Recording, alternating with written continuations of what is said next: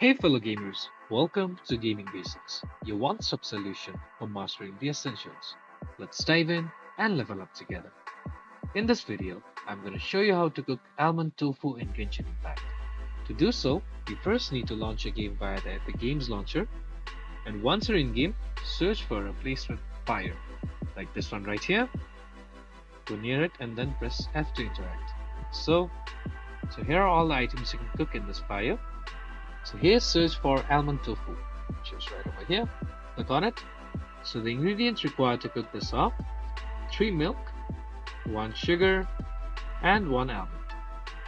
If you have these in inventory, just click on the cook option on the bottom right side of your screen, like so.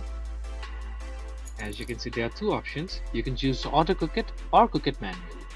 Click on any of these options and the item will be added to your inventory.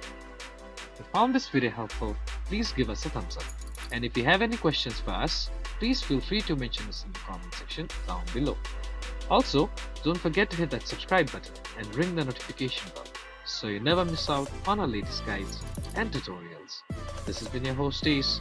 Happy gaming!